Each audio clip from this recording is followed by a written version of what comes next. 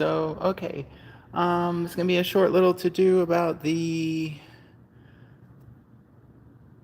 let's turn you around, about the variable frequency drives that feed the 1.5 horsepower motor that runs the arm.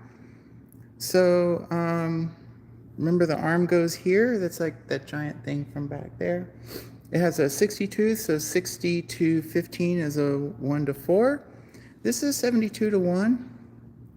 And so when you combine the label RPM of 30,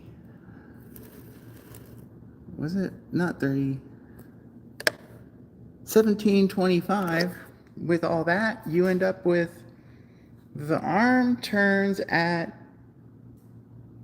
about 1/10 of the frequency that the VFD runs the motor at.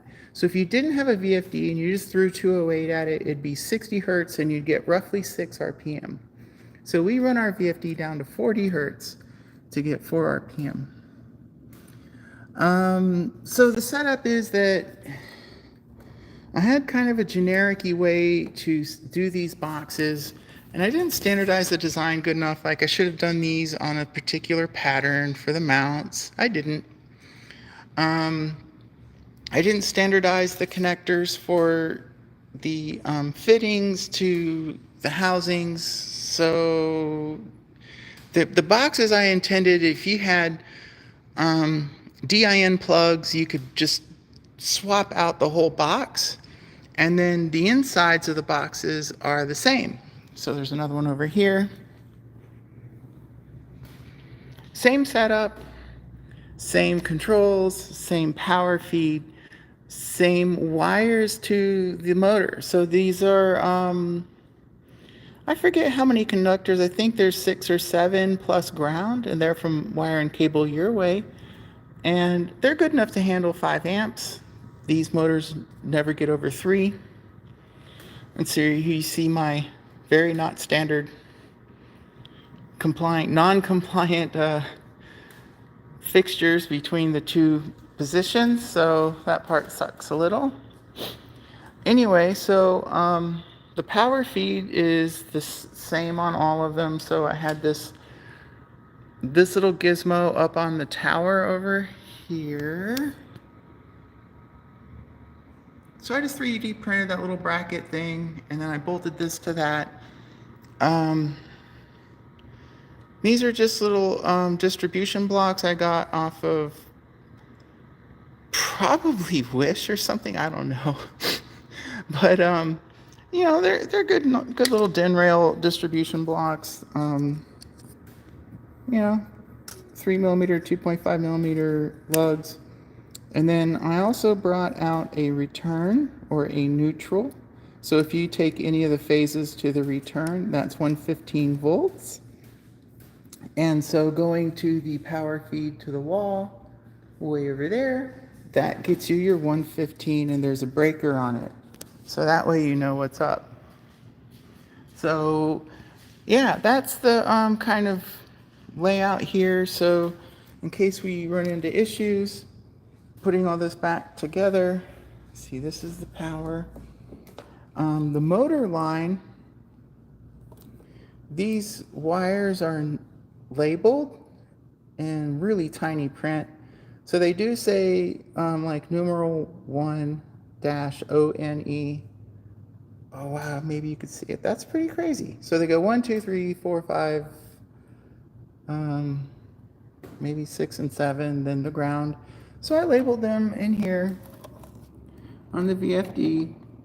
So 1, 2, 3 ground, and then 4 and 5 are for the brake on the back of the motor.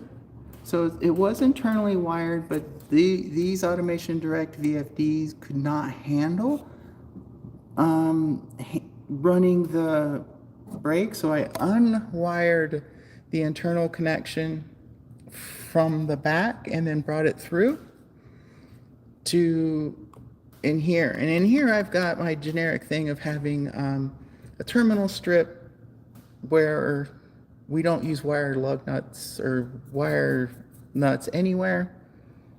So that's my kind of generic-y power box for these. And I have a printout, and I also have all the settings we're using for the Automation Direct GS1 drive.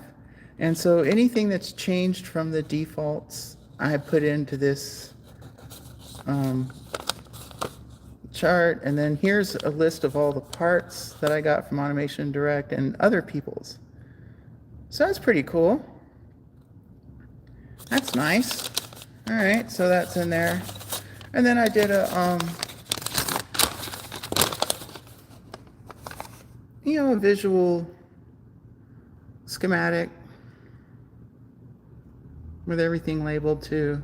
And then I also talk about how I connect these logically to the GS1. So, I mean, I try to do a pretty good job on that.